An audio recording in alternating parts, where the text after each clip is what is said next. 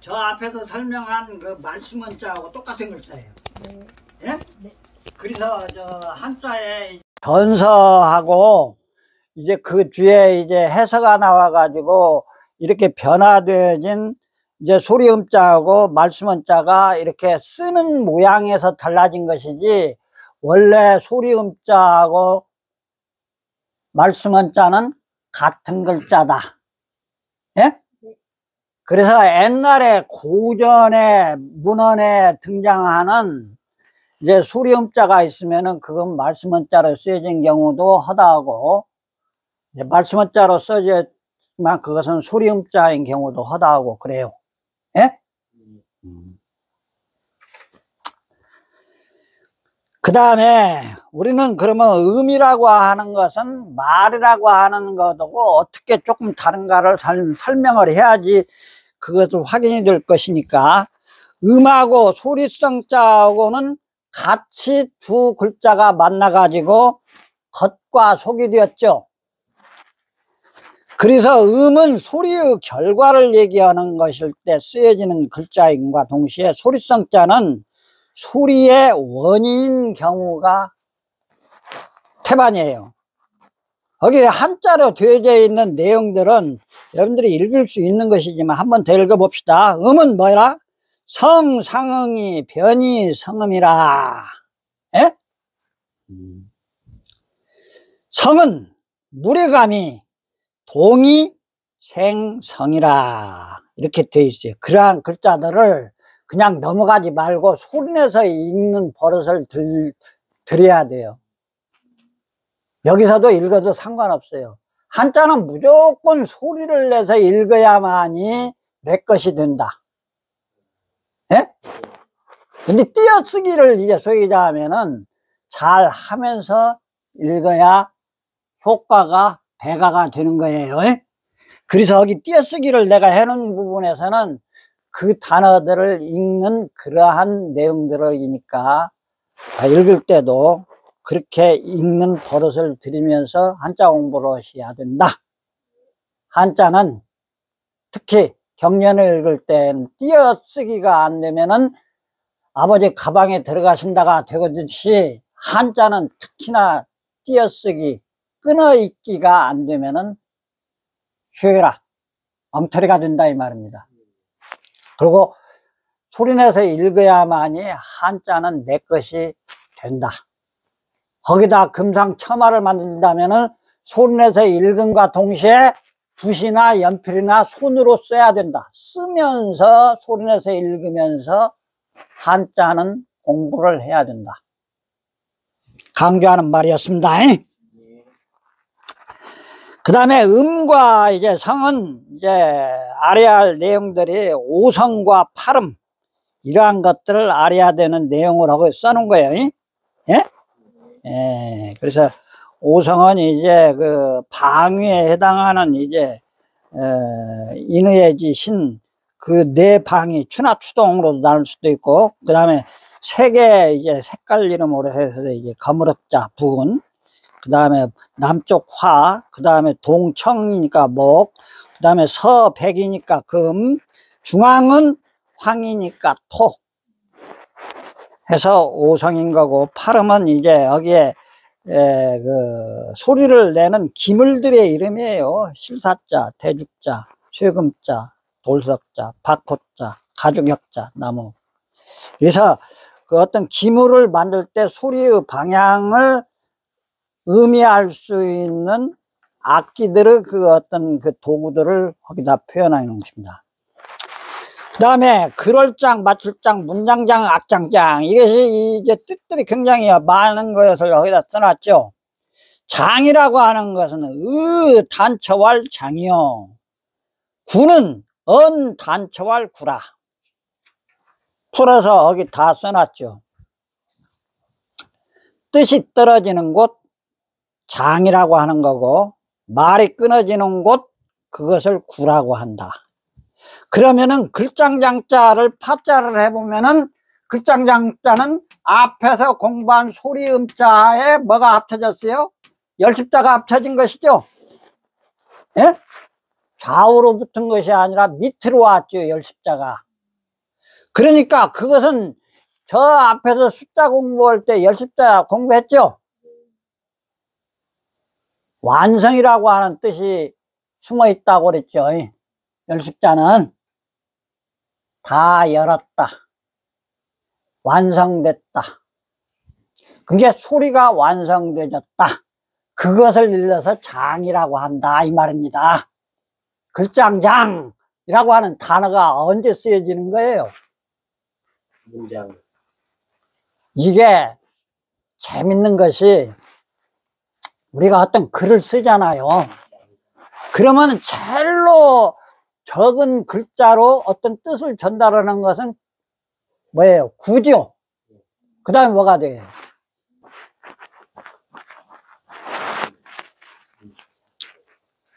절이 되는 것이죠. 예. 구구절절 할 때 구들이 모이면 절이 된다 이 말입니다. 예. 그리고 절이 이제 모여지면은 장이 되는 거예요. 예? 그 다음에 그 장들이 이제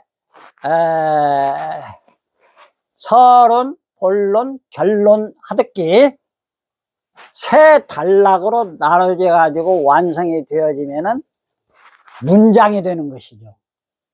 예?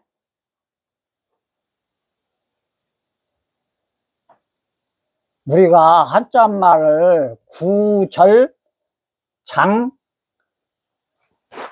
그 다음에 문장까지 가서 이렇게 이루어지는 그 내용들을 보면은 이 소리음자가 밑에 열십자가 붙은 글장장자가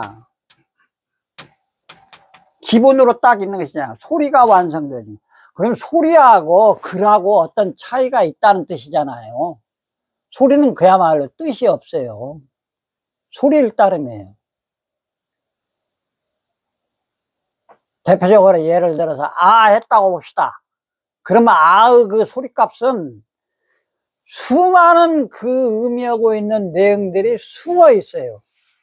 어린아이가 아 했을 때에도 그 고조장단이 있죠. 애기 울음소리가 말입니다. 옹알이 하면서 아 하는 것을 노래하는 것 같습니다. 이게 손주 키워보고 아이를 잘 키워본 사람들, 벽준 선생님 곧 있으면 이제 서진이 이쁜 서방님 데리고 와가지고 나 엄마 시집 갈 거야 그래가지고 손주 놔주면은 이제 눈 속에 이제 집어넣어도 안 아파. 그게 손자야. 근데 걔가 옹알이를 하는지 예? 아니면은 젖달라고 우는지 기저귀에다 지금 똥오줌을 싸갖고 나 여기 끙끙거려서 안 돼 해가지고 우는지 그 소리값을 가장 잘 아는 사람은 누구라? 엄마보다 더 빨리 아는 사람이 없지. 다 알아. 얼마나 하냐. 근데 그것은 소리야.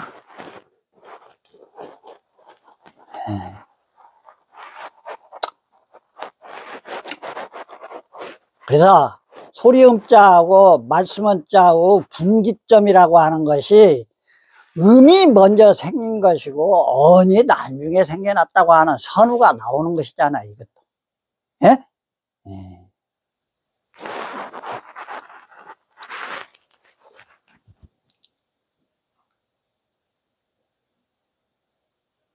그래서 소리에는 마침이 있다.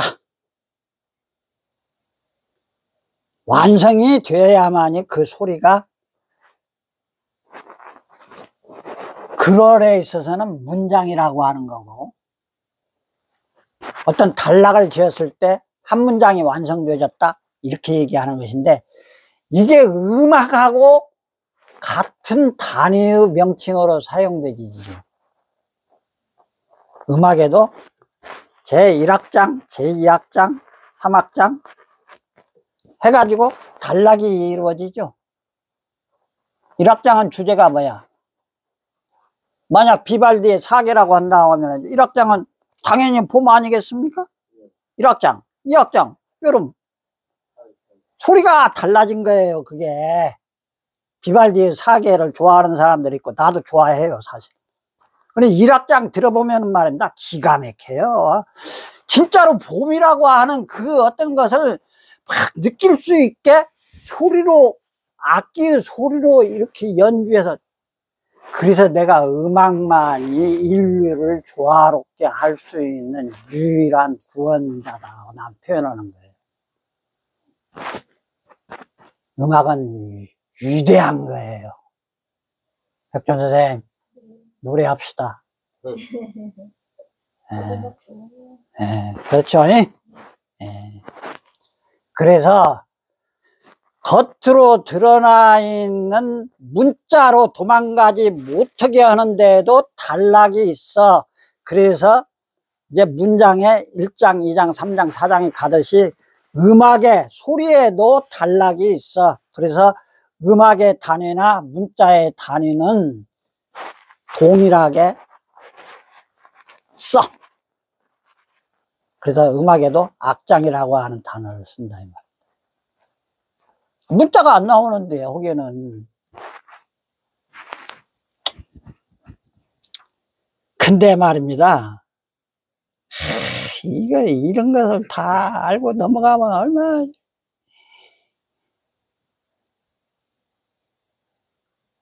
그럴장의 옆에 언덕을 여기다 보면 장애라고 하는 막을 장자가 돼요. 예? 그건 왜 그러겠습니까?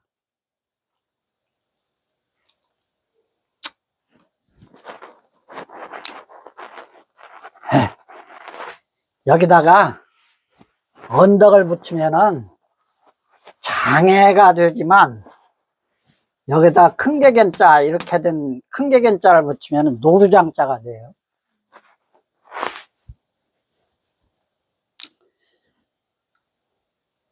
우리가 장구라고 하는 악기가 있죠? 거기에 옆에 써놨으니까 잘 보세요. 그 장자에, 글장장자 옆에 큰개견자로 오면은 노루장자고, 그 다음에 구자도 절구구자에다가 큰개견자를 붙이면은 이게 노루 울음소리 구, 그래요. 그게. 예. 장구라고 하는 악기가 내는 소리를 우리 고유한 악기니까 사물놀이 할 때 쓰는 장구의 소리를 들어본 사람들은 어때요? 그게 타악기죠. 휘초리 같은 막대기로 타다닥 탁탁탁 때리죠. 그래서 소리가 굉장히 짧게 나는 악기예요. 타악기 중에서도. 예? 근데 그게 우리가 만날 수 있는 어떤 동물의 울음소리 중에 노루의 울음소리가 꼭 그렇게 생겼어요. 이게 그 울음소리를 뭘 갖고 구별을 했는 거니, 어린아이 울음소리가 이렇게 옹알이가 하는 것도 있고, 조개가 뭐 그냥 똥 싸서 나는 울음소리, 뭐 그냥 진짜로 어디가 아파가지고 막 악을 쓰듯이 우는 소리, 이런 것으로 해가지고 그 아프고 뭐 이런 것을 구별을 하듯이, 노루의 울음소리는 어린아이가 경기하듯이 우는 울음소리를 내요. 타닥탁탁탁 이렇게 끊어지는 단음절에 그 어떤 소리가 난다고요. 근데 그 악기가 가지고 있는 그 구조가 그렇게 생겼어요. 장구에 그 양쪽에 붙여진 그 가죽된 부분 있죠? 그게 똑같은 걸로 사람들이 하는데 절대 틀립니다. 한쪽에는 노루가죽이고 한쪽에는 개가죽이에요. 그래서 개가죽은 껍데기가 두꺼워요. 노루가죽은 껍데기가 얇고. 그래서 개가죽으로 붙어진 데는 소리가 좀 둔탁하게 나는 거고, 노루가죽으로 만든 데는 약간 소프라노 같이 좀 음색이 맑아요. 그래가지고 양쪽에 그 미묘한 끊어지는 그 가죽에서 울려나오는 소리가, 이 고저 장단이, 고저가 틀려요. 장단은 이제 치는 사람의 얘기지만 고저가 틀려요. 그래서 그 양쪽에 그 각기 그 노루가죽, 개가죽이 내는 그 소리를 조화를 맞춰서 윤례를 맞추는 것이 장구의 기능입니다. 소리값입니다. 거기서 이제 이 얘기를 하자면 이런 것입니다. 노루가 우는 소리를 들어봐야 아는 것이기 때문에 내가 지금 들려드릴 수가 없어요. 옛날에 들어봤는데. 예, 노루 우는 소리 많이 나요. 지금도 노루 요새 많아졌어요.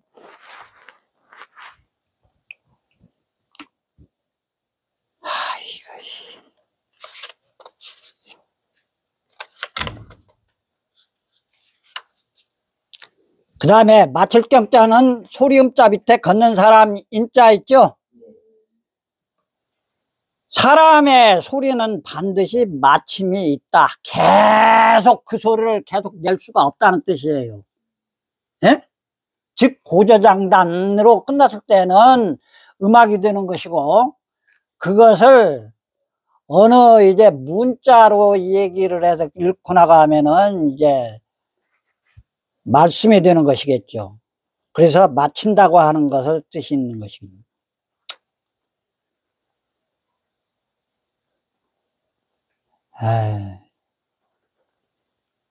그 다음에 마지막 알릴지 알식 그 두 글자를 가지고 설명하고 오늘 강의 끝내겠습니다.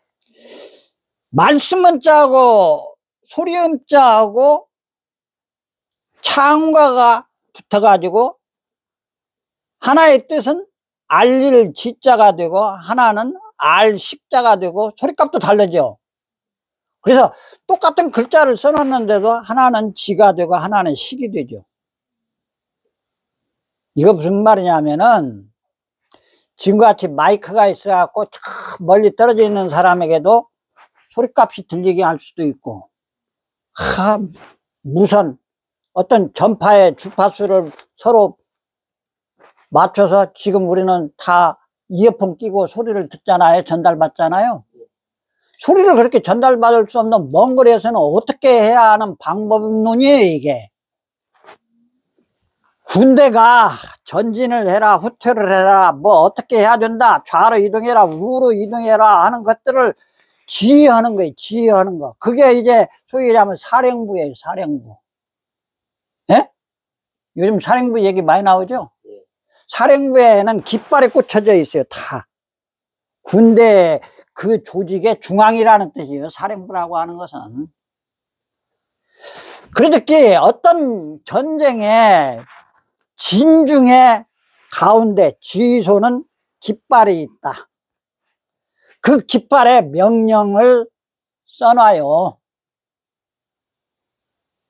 상대편도 알게 써놔야겠습니까? 모르게 써놔야겠습니까?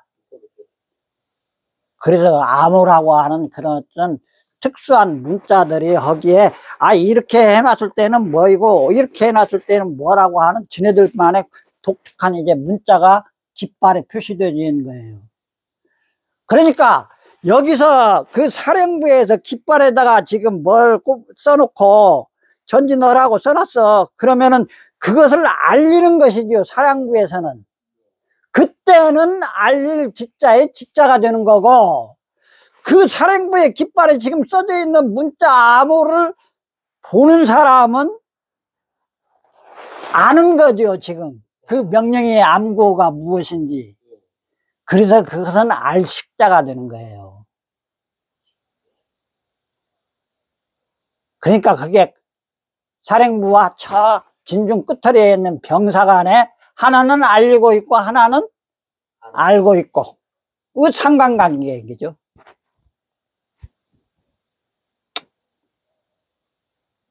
얼마나 참 재밌게 만들어 놓았는지 참 상상해 보세요. 소리가 안 들리는데 그것을 전달을 하는 방법을 그렇게 해서 만들었다 이 말입니다. 소리와 말씀원자를 합쳐놓고, 그 다음에 창과자를 붙여가지고 세상에 이런 글자를 어떻게 만들었을까? 백준 선생님, 얼마나 똑똑한 사람인지 알겠죠? 문자를 만든 사람들이.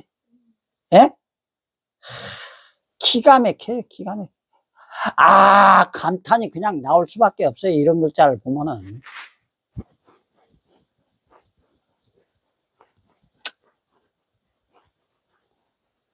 아, 이것도 설명하지 않고 넘어가면 이거 안 되겠네. 간호학을 평생 전공하고 공부하고 나와서 그것을 평생 이렇게 남들을 위한 사랑으로 평생을 살아오신 우리 벽천 선생. 돌간자에다 보월 호자 간호. 에?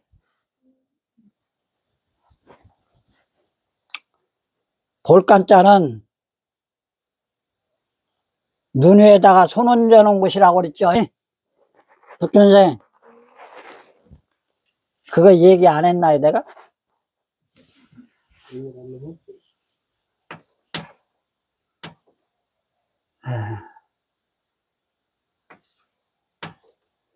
이게 손 숫자예요, 이게. 벽천 선생 여기 보세요. 손 숫자. 이게 손 숫자죠? 손 숫자를 약간 옆으로 뉘어놓은 글자예요, 이게. 예? 그 다음에 눈목자 붙었죠? 햇빛이 쨍쨍 찔 때, 눈 위에다가 햇빛을, 난반사를 막기 위해서 이렇게 손 얹고 자세히 보려면 이렇게 하잖아요. 야구 선수들이 여기 눈 밑에나 눈 위에다가 검정색 그 난반사를 방지하기 위해서 붙이고 나오죠? 그거도 똑같아요. 이렇게 하고 있는 것이 볼간자예요, 볼간. 이제 이렇게 본다는 것은 자세하게 하기 위해서 보는 것이죠. 눈의 조리개를 빛으로부터 약간 가려가지고 자세하게 보기 위해서 손을 올린 것이죠. 눈썹 위에다가 이렇게 손을. 그래서 자세히 볼 글자예요. 이 간호할 간자가. 그러면 호자 붙었잖아요. 지금 호자. 호자는 뭐인가 보니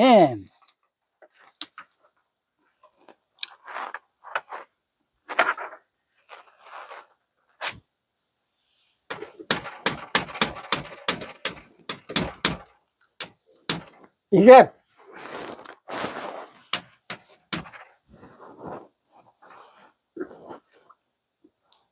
잡을 핵 그러는데 보할 핵 손으로 동물은 손으로 잡되 네 발 달린 짐승을 잡는 것하고 날개 달린 짐승을 잡는 때하고는 좀 달라요. 특히나 어린 새끼들을 잡을 때는 어떻게 잡아요? 우악스럽게 손으로 꽉 잡습니까? 잠자리를 잡았는데 주먹을 꽉 쥐어서 잡으면 그 잠자리가 어떻게 되겠어요? 죽죠? 그러니까 보호한다는 말은 뭐인가 하니 날개 달린 잠자리를 잡는다, 아니면 나비를 잡을 때 두 손으로 이렇게 감싸서 잡죠. 이게 보호한다는 뜻이에요. 보호할 호자의 뜻이에요. 이렇게 잡을 수도 있지. 근데 걔는 날개가 달렸으니까 날개 두 개를 잡았을 때는 날개를 잡아도 되지. 예를 들어서 쥐새끼나 어떤 새끼가 있다가 네 발 달린 동물 파충류의 새끼라도 좋아. 그 어린 놈의 파충류 새끼를 잡을 때는 이렇게 손가락 끝으로 잡을 수가 없잖아. 이렇게 보호해서 잡아야지. 두 손을 감싸가지고. 그러니까 보호할 호자는 어린 날짐승이나 들짐승의 새끼를 두 손으로 보호하듯이 자세히 본다 이 말입니다. 그게 간호학 할 때 간호라는 뜻입니다. 간호학 공부할 때 그 두 글자 배우면 끝인데 더 공부할 거 없다고 봐. 나머지는 아프게 하는 것 뿐이야. 주사 꾹 놓고. 이렇게 얘기하면 선생님 참 무식하다고 이제 벽천이 저렇게 무식해요, 우리 선생님은. 그러나 두 글자 안에 간호라고 하는 행위 자체가 그 학문의 전체가 어떤 의미를 담고 있는지 다 들어가 있어. 자세하게 봐야 돼. 이 환자가 아픈 사람이 어떻게 아프고 어떻게 괴로워하는 소리까지도 자세히 들어야 돼.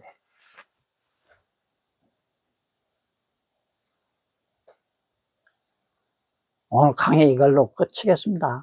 내가 더 설명할 필요가 없어. 나머지들은 여러분들이 그냥 이제 쳐다보고 읽어보고 그러면 다 알 수 있는 것들이야. 오늘 벽천 선생님은 내 마누라가 와가지고 오늘 강의를 들었어야 되는데 안 들으려고 그래, 우리 마누라는. 수고하셨습니다. 네.